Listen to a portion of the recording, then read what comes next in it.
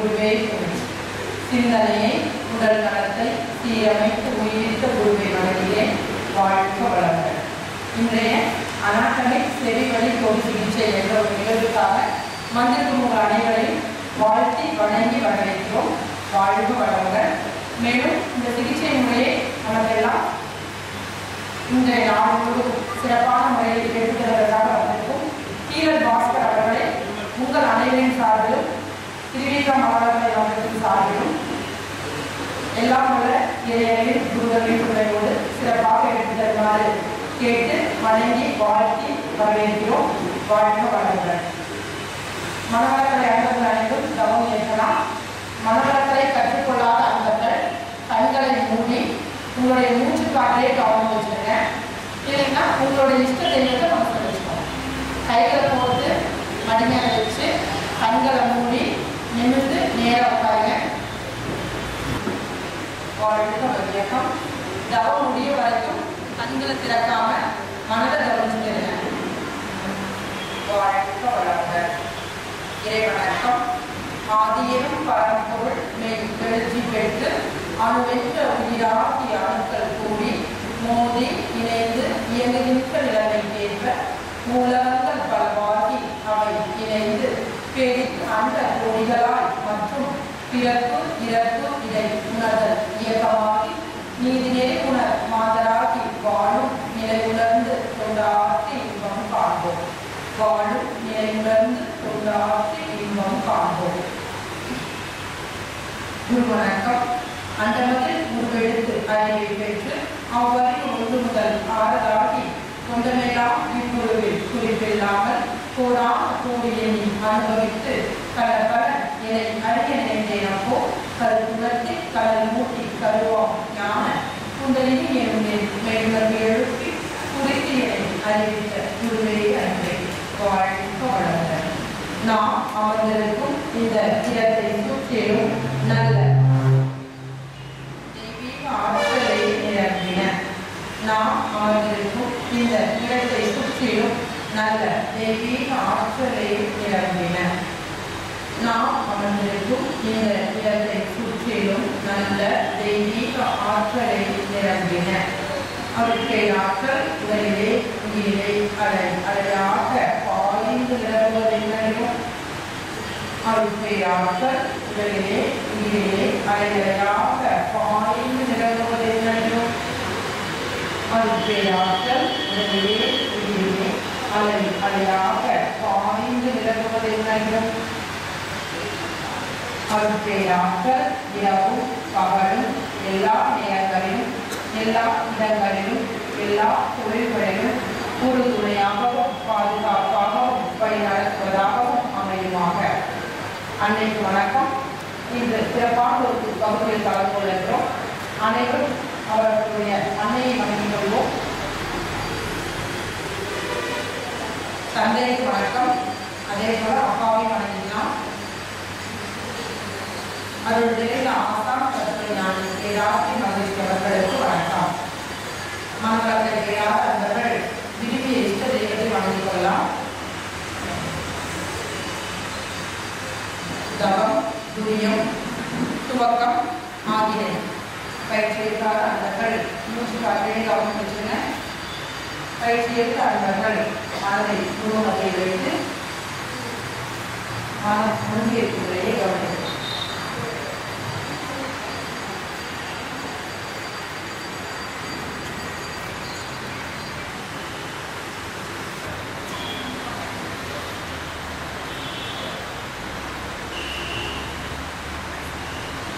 துரியம் மனங்களோடு உடல்நிலையை முறைக்கும்.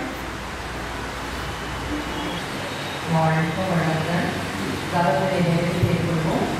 கண்களை கூடியிலேயே வாழ்த்துக்கள் சங்கல்பங்கள்.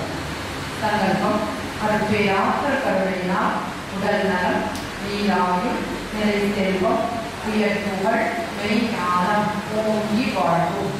அவற்றை ஆற்றல் கருவினால் உடல் நலம் நீராயும் நிறை செல்வம் உயர் புகழ் மெய் ஞானம் ஓங்கி வாழ்வோம். அவற்றை ஆற்றல் கருவினால் உடல் நலம் நீராயும் நிறை செல்வம் உயர் புகழ் மெய் ஞானம் ஓங்கி வாழ்வோம். வாழ்த்துக்கள். நாம் சொல்ல எல்லாரும் இணைந்து வாழ்க வளங்கள் என்று வாழும். வேதாத்ரி மகிழ்ச்சி அவர்களின் வேதாத்திரியன் வாழ்க வளங்கள். உலக சமுதாய சேவா சங்கம் வாழ்க வளங்கள். திருப்பூரில் அமைந்துள்ள அறிவு கோவில்கள் அதனை சார்ந்த தகவல்கள் அனைத்தும் வாழ்க வளங்கள். இன்று இந்த நிகழ்வை ஏற்பாடு செய்து கொடுத்த திமுக மகளிர் இடவு மையம் வாழ்க வளங்கள்.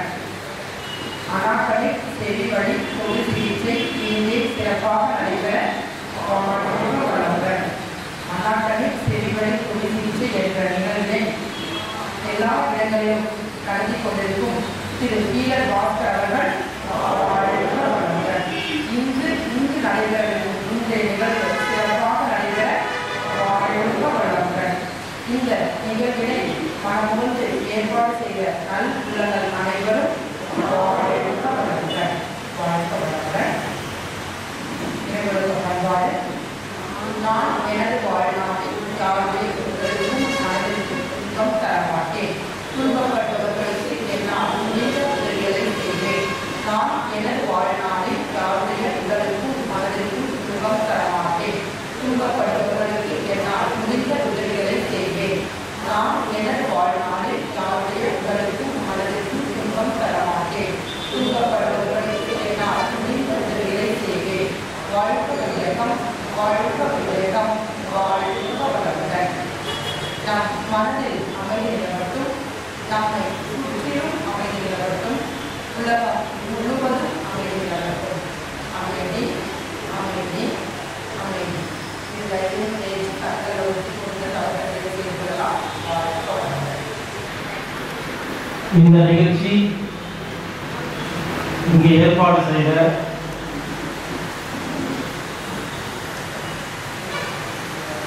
பெருமாள் ஐயா அவர்களுக்கு நன்றி தெரிவிச்சுக்கிறேன். பெருமாள் ஐயா மேடைக்குவாங்க.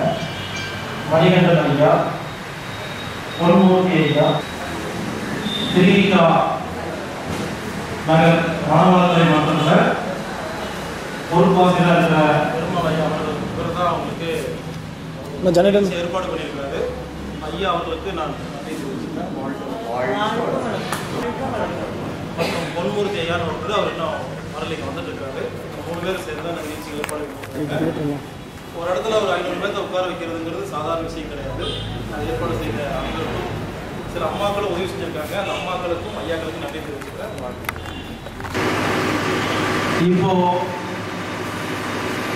நீங்க வந்திருக்கிற இந்த சிகிச்சைக்கு பேரு செவி வழி தொடு சிகிச்சை, அனாட்டாமிக் தெரப்பின்னு பேருங்க.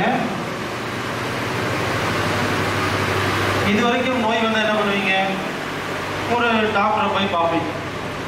உலகத்தில் இருக்கிற எல்லா டாக்டர்களும் ஊசி போடுறாங்க, மாத்திரை கொடுக்குறாங்க, மருந்து கொடுக்குறாங்க, லேகியம், பொடி, இப்படி அக்குபஞ்சர், யோகா, மூச்சு பயிற்சி, தியானம், மைரோதெரபி, முத்ரா, ரெய்கி, கார்னிக் ஹீலிங், டச் ஹீலிங், இப்படி ஏகப்பட்ட வைத்தியத்தை நீங்களாம் பார்த்துருக்கீங்க இல்லையா?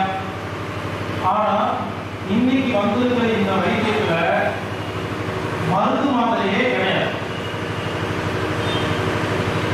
உங்க நோய் வந்து என்ன பண்ணுவீங்க? உங்க டாக்டர் போய் பேசுறீங்க. முதல்ல உட்கார்ந்து ஆரம்பிப்பீங்க. சார் 2004 முதல்ல பாக்குறத வலிக்கு விழுந்தனால ஆரம்பிச்சு உங்க நோயை பத்தி பேசி முடிக்கிறதுக்கு 3/4 மணி நேரம் ஆகும். டாக்டர் காதுல ரத்தம் வரும், போதுங்க நிறுத்துங்கன்னு சொல்லிட்டு அதுக்கப்புறம் MRI, blood test, scan report எழுதி கொடுப்பாங்க. அதெல்லாம் போய் எடுத்துட்டு வந்து கொடுத்தீங்கன்னா அதுக்கு 5000-10,000 செலவாகும். அதுக்கப்புறம் 3 டாக்டர் ரவுண்டு. அப்புறம் இதெல்லாம் குணப்படுத்தலாம் முடியாது, வாழ்க்கைன்னா நீங்க அனுபவிச்சு தான் செய்யணும். மாத்திரை மட்டும் ஒழுங்கா சாப்பிடுங்க. நான் எப்படி ட்ரீட்மெண்ட் கொடுப்பேன்? எங்கிட்ட யாராவது நோயின்னு வந்தீங்கன்னா இந்த மாதிரி சேர்ல உட்காந்துக்கணும். நான் இந்த மாதிரி டேபிளில் உட்காந்து மைக்கு பிடிச்சிக்குவேன். நான் தொடர்ந்து 6 மணி நேரம் பேசுவேன். நீங்க எல்லாருமே அதை உட்கார்ந்து கேட்கணும். இதான் ட்ரீட்மெண்ட். ஹலோ, இன்னும் விளையாடுறீங்களா? நான் இந்த கிழமை லீவு, ஏகப்பட்ட வேலை இருக்குது. ஏதோ நோட்டீஸ்ல வந்து நோயை குணப்படுத்துவீங்க போட்டாங்க, சிகிச்சை இங்க வந்து பார்த்தா மருந்து தர மாட்டீங்களாமா, மாத்திரை தர மாட்டீங்களாமா, நாடி பிடிக்க மாட்டீங்களாமா, தனியானா மேடை மேல உட்காந்து ஒரு குரூப் டான்ஸ் கிடையாதாமா, மிமிக்ரி காமெடி கிடையாதாமா, தனியாலும் உங்களை மட்டுமே 6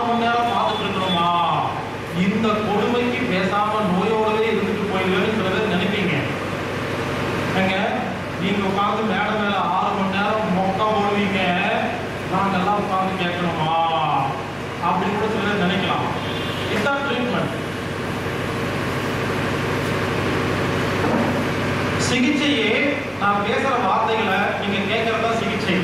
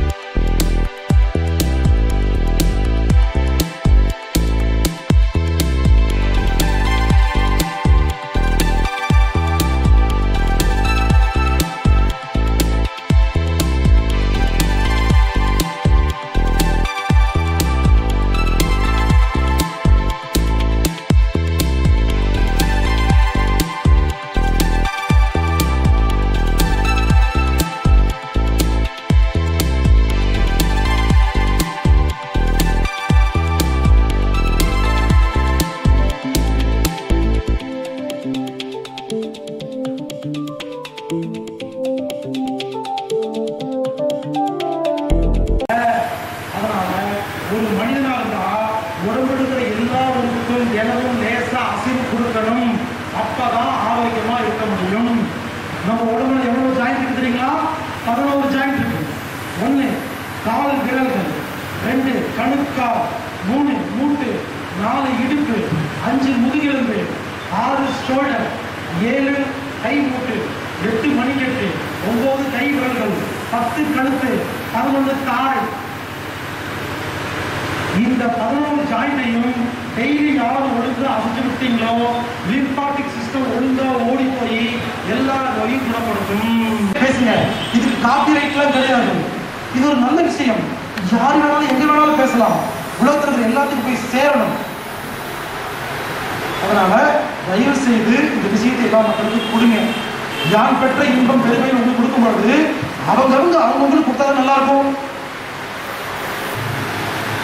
இப்போ இது வரைக்கும் நான் பேசுறது என்னன்னா, சாப்பாடு, தண்ணி, தூக்கம், மூச்சு காத்து, உழைப்பு, மனசு, இந்த 6ஐயும் ஒழுங்குபடுத்தினா எல்லா நோயும் குணமாகும். ஒரு முறை விவாசமாக போயிட்டு வந்துருங்க. மனசை பற்றி புஸ்தகம் வாங்கி படிங்க. இவ்வளோதாங்க. இதை செஞ்சா இனிமேல் நம்ம வாழ்க்கையில ஆரோக்கியம் மட்டும்தான் இருக்கும். உடம்புக்கு நிறைய வேலை கொடுக்குறவங்க நல்ல இந்த பவுண்டரி, லேத்து, ரோடுகளை செய்யறவங்க வேலைக்கே தொடங்க. இது உடல் உஷ்ணம் சம்பந்தப்பட்டது.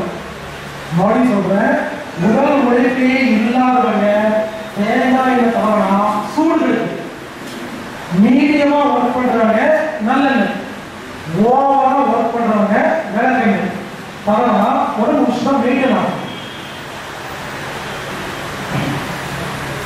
2 கால்களும் பாதம் வரை வலியாகிறது. அதற்கு என்ன செய்ய வேண்டும்?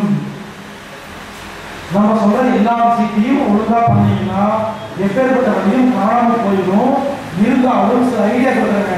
கொழுப்பு கட்டி அப்புறம் ஜவ்வு தெரிஞ்சு போச்சு, இந்த மாதிரி வலிக்குது அப்படின்னா, மூட்டு வலிக்குது, இடுப்பு வலிக்குது, தோசைகள்ல சூடு பண்ணி அந்த வலிக்கிறதுல லேசா உட்கார விடுங்க. எப்பேற்பட்ட வலியும் சரியா போயிடும். கொழுப்பு கட்டி இருந்தா கலந்துடும். ஜவ்வு தேய்மானம் இருந்தா சரியா போயிடும். பழைய சோறு மகிமை அறிந்தும் ஒரு வேளை ஒருவரை கட்டாயம் சாப்பிடுகிறேன். இதோடு ஆலோசனை கட்டாயம் வேண்டுமா? மேலும் பழைய சோறு நன்மைகள் பற்றி விரிவாக கூறுங்கள். பழைய சோறு உடம்புக்கு ரொம்ப நல்லதுங்க. நைட்டு சாப்பாட்டுல தண்ணி ஊற்றி வச்சுட்டு காலையில எடுத்து அதை சாப்பிடும் பொழுது உடம்பு குளிர்ச்சியா இருக்கும், ஆரோக்கியமா இருக்கும். அப்ப ஆலோசனை தேவையில்லைங்க. இன்னொரு விஷயம், ஆலோசனையை பத்தி நான் டிவி குள்ள தெளிவா சொல்லியிருக்கிறேன். மனசை வச்சிருக்கேன், புதுசா இன்னும் தெளிவா சொல்லியிருக்கிறேன். அதை முழுசா படிங்க. ஒரு ரகசியம் சொல்றேங்க, நல்லா பசிக்கும் போது சாப்பிட்டா ஆலோசனை தேவையே இல்லை. காலையில் ராஜா மாதிரி சாப்பிடுங்க, நல்லா ஜீரணமாகுங்க. மத்தியானம் குறைஞ்சமா சாப்பிடுங்க, நைட்டு ரொம்ப கம்மியா சாப்பிடுங்க. ஆனா நாம என்ன பண்ணுவோம், காலையில ஒரு தோசையை பிச்சைக்காரமே சாப்பிடுவோம், நைட்டு சுமாரா மதியம் சுமாரா சாப்பிடுவோம், நைட்டு 12 மணிக்கு பேய் மாதிரி வந்து ராஜா மாதிரி தின்னுட்டு இருப்போம். அதான் நோய். சில சமயம் அதிகாலை 3-4 மணிக்கு பசி இருக்கு. அப்பொழுது சீரக கலந்த தண்ணி அருந்துகிறது. இது சரியா தவறா? உணவு உண்ண வேண்டுமா? அதிகாலை பசி என்பது நோய் அறிவியா? ஒண்ணு இல்லைங்க. அதிகாலை பசி எடுத்தா சாப்பிடுங்க. யாரு வேண்டாம்னா ஒரு வாழைப்பழம் சாப்பிடுங்க, ஃப்ரூட்ஸ் வச்சுருக்கீங்க இல்லையா, ஒரு வாழைப்பழம் சாப்பிடுங்க, முடிஞ்சு போச்சு, நோய் படுத்து கூட்டு வரும். பசி எடுத்தா சாப்பிடுங்க. நைட் பண்ணா பார்க்க வேண்டாம். நான் நைட்டு 12 மணிக்கு தான் சாப்பிடுவேங்க. இப்போ சென்னையில, நாகர்கோவிலில், மதுரையில் மீட்டிங்லாம் இல்லைங்களா, நைட்டு ஃபுல்லாக பகல் ஃபுல்லாக பேசுவேன், நைட்டு ஃபுல்லாக கார் நான் தான் ஓட்டிட்டு போவேன், கூட தூங்கிட்டு வருவாங்க, நைட்டு ஃபுல்லாக காலத்துக்கு பகல் ஃபுல்லாக பேசிட்டு இருப்பேன். எனக்கு காலத்தை பிடிச்சிருக்கு, நான் ஓட்டிட்டு போறேன், ஜாலியாக இருக்குது. அப்போ எதில் பண்ணுவேன், நைட்டு 8 மணிக்கு சாப்பிடுவேன்னா நைட்டு தூங்கினா பசிக்காது, காலம் பசிக்குமா? ஒரு ஹோட்டலில் சாப்பிடும்பொழுது எனக்கு பிடிச்ச மாதிரி எனக்கு நைட்டு வாங்கி பேக் பண்ணி வச்சுக்குவேன். நான் போயிட்டே இருப்பேன். ஒரு நைட்டு 11 மணி 12 மணி 1 மணிக்கு தொலைவாக பசிக்கும், கால் ஓரமாக நிற்கும், லைட்டாக ரோட்டில் உட்காந்து சாப்பிடுவோம் பாருங்க, அவ்வளவு டேஸ்டாக இருக்கும். சௌக்கியமாக இருக்கிற நைட்டு வேலைக்கு போகிற எல்லாருமே நைட்டு வேலைக்கு போகும்போது நைட்டு சாப்பிட்டு சாப்பாடு எடுத்துட்டு போங்க. காலையில் வேலைக்கு போறீங்க 8 மணிக்கு, மதியம் 12 மணிக்கு சாப்பிட்றீங்கல்ல, நைட் 8 மணிக்கு சாப்பிட்றீங்கல்ல, அப்போ நைட்டு வேலைக்கு போனா நைட் 8 மணிக்கு சாப்பிட்டு போறீங்கல்ல, காலையில் 8 மணிக்கு ஏன் சாப்பிட்றீங்க, மத்தியானம் ஏன் சாப்பிடல? உங்களுக்கு மத்தியானம் நைட் 1 மணி. நைட்டு வேலைக்கு போனவங்க வீட்டில் சொல்ல சாப்பாடு வேலை போட்டு எடுத்துக்குவாங்க. நைட் 1 மணிக்கு பசிக்குமா, உட்கார்ந்து சாப்பிட்டு பாருங்க, நைட்டு வேலை செய்யற எந்த ஒரு சைடு எஃபெக்டும் வராது உங்களுக்கு. ஆனால் எல்லாரும் என்ன பண்றாங்க, நைட் பசிக்கும் பொழுது டீ சாப்பிட்றது, கூல்ட்ரிங்க் சாப்பிட்றது, தப்பு அடிக்கிறது, ஒரு கட்டைக்கு போகிறது போட்டா என்ன ஆகும், உடம்பு கெட்டு போகும். இந்த நிகழ்ச்சி இங்கே ஏற்பாடு பண்ண அனைவருக்கும் கொஞ்சம் நன்றி சொல்லிக்கிறேன். ரொம்ப முக்கியமான இவர் பெருமாள் ஐயா அவர்கள். எல்லாரும் ஒரு நிமிஷம் நேரம்